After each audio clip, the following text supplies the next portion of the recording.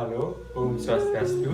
Sebelum kita memulai video kali ini, biarkan saya memperkenalkan diri terlebih dahulu. Saya merupakan mahasiswa dari kampus Politeknik Negeri Bali. Nama saya Madeva Dekananda, nomor absen 10 dengan NIM 17 15 12 40 39. Pada mata kuliah etika bisnis kali ini dan pada video kali ini, saya akan membawakan materi tentang etika bisnis dalam dunia konstruksi. Jadi, silakan simak dengan seksama. Dan kalau teman ada pertanyaan ataupun kritik dan saran, bisa teman-teman tuliskan di kolom komentar. Baik, pada bahasan kali ini, di sini saya akan membawakan 6 sub materi yang akan saya bahas. Yang pertama ada pengertian etika, lalu ada pengertian etika bisnis dalam konstruksi. Yang ketiga ada prinsip etika bisnis. Yang keempat ada etika bisnis dalam konstruksi.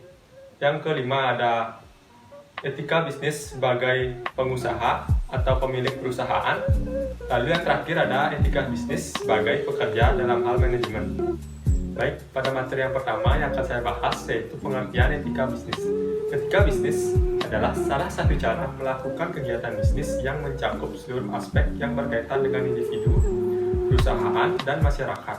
Dalam perusahaan, etika bisnis dapat membentuk nilai, norma, dan perilaku pekerja hingga pemimpin dalam membangun hubungan yang baik, adil, dan sehat dengan pelanggan, rekan kerja, pemegang saham, hingga masyarakat luas. Etika bisnis juga dapat menjadi salah satu standar bagi seluruh pekerja termasuk manajemen. Baik, yang kedua saya akan menjelaskan tentang pengertian etika bisnis konstruksi. Etika bisnis konstruksi termasuk dalam etika bidang khusus atau terapan karena berkaitan dengan bidang profesi dunia bisnis konstruksi. Etika ini adalah salah satu studi yang memiliki sangkut paut permasalahan dan suatu kepuasan moral yang dihadapi oleh suatu individu ataupun organisasi perusahaan yang terlibat di dalam bisnis konstruksi. Dalam etika bisnis konstruksi, lebih banyak mempelajari tentang teori-teori etika karena teori yang satu ini memiliki alasan-alasan yang berkaitan dengan kepercayaan dan tindakan. Baik, yang ketiga dan selanjutnya ada prinsip etika bisnis konstruksi. Prinsip ini bertujuan agar para pelaku bisnis konstruksi yang menjalani bisnis ini sadar akan dimensi etisnya kegiatan bisnis ini, serta supaya belajar bagaimana mempertimbangkan secara etis dan ekonomis dan mampu memasukkan pertimbangan etis dalam kebijakan perusahaan konstruksi tersebut.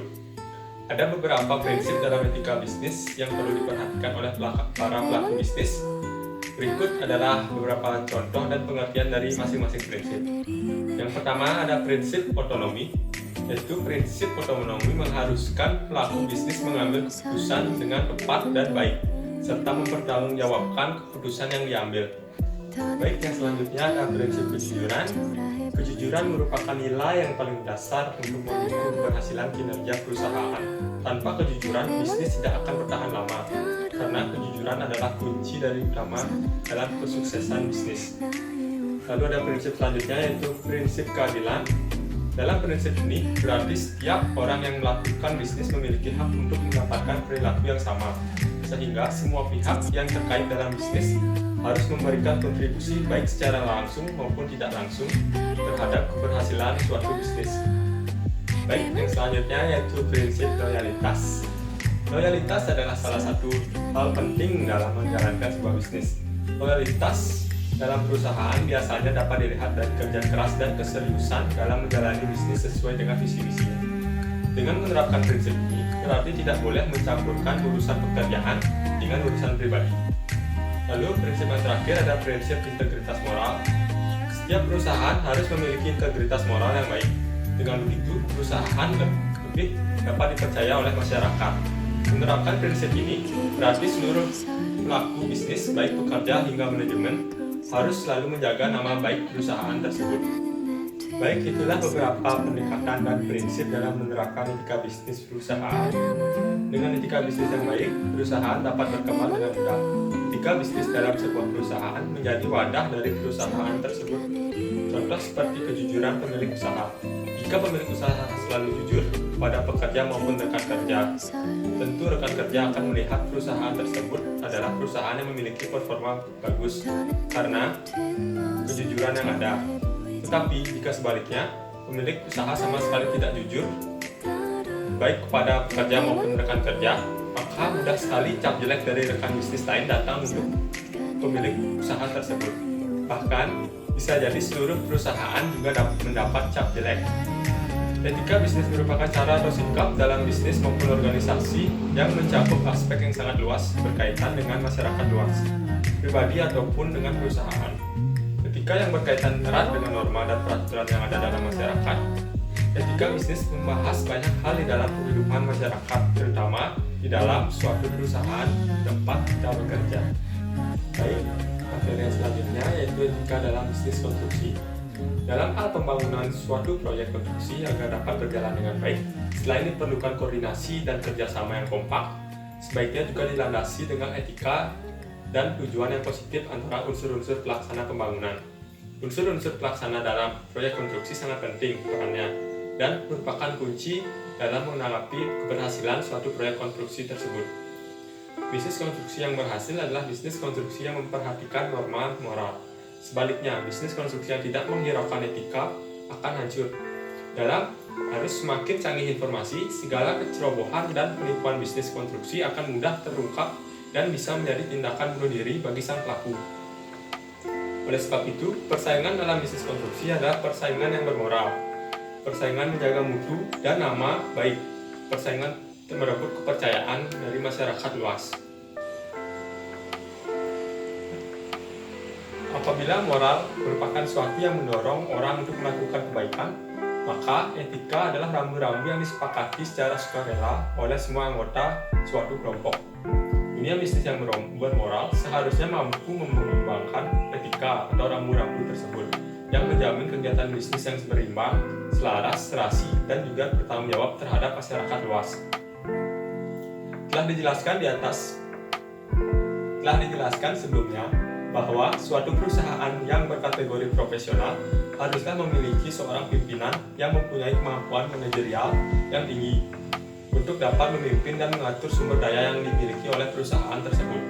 Seorang manajer biasanya memiliki cara tersendiri untuk mewujudkan suatu kegiatan konstruksi yang bisa disebut dengan metode kerja proyek konstruksi. Dalam membentuk dan merencanakan suatu metode kerja, seorang manajer dituntut dapat menyelesaikan proyek konstruksi dengan optimal. Oleh karena itu, manajer harus memiliki kemampuan yang khusus di dalam bidang konstruksi yang digelutinya. Profesional secara non-akademis dapat disebut dengan pekerja yang sudah berpengalaman, experience atau pengalaman dalam melakukan pekerjaan yang khusus di bidang konstruksi selama beberapa tahun. Akan menghasilkan suatu pekerjaan yang bermutu, dikarenakan seorang yang sudah banyak memiliki pengalaman akan lebih mudah memecahkan masalah yang ada di lapangan dibandingkan orang yang baru tamat sarjana. Maka dari itu, pengalaman kerja sangat mempengaruhi profesionalisme suatu organisasi. Lanjut ke materi atau bahasan yang akan saya bahas selanjutnya, yaitu etika bisnis sebagai pemilik perusahaan. Pemilik perusahaan adalah orang yang memiliki ide untuk memulai suatu bisnis dengan mengorganisasinya, mengelola dan mengasumsikan resiko suatu bisnis yang dihadapi dari permulaan bisnis. Dengan kata lain, pemilik perusahaan adalah orang yang berwenang untuk melakukan segala sesuatu terhadap usaha yang dimilikinya. Salah satu unsur penting yang harus diperhatikan oleh pemilik perusahaan adalah etika terhadap pekerja yang ada di perusahaannya. Adapun beberapa tanggung jawab pemilik perusahaan terhadap pekerjaannya, diantaranya yang pertama adalah komitmen hukum dan sosial perusahaan. Dikatakan memenuhi tanggung jawab hukum dan sosialnya apabila pekerjaannya diberi kesempatan yang sama tanpa memandang faktor suku, jenis kelamin, dan faktor lainnya. Apabila mengabaikan hal tersebut, perusahaan akan menghadapi faktor atau resiko tuntutan hukum. Lalu yang kedua, yaitu komitmen etis menghargai pekerja sebagai manusia. Juga berarti menghargai pelaku mereka sebagai individu yang bertanggung jawab secara etis. Baik, materi bahasan kita yang terakhir yaitu etika bisnis sebagai pekerja dalam hal manajemen.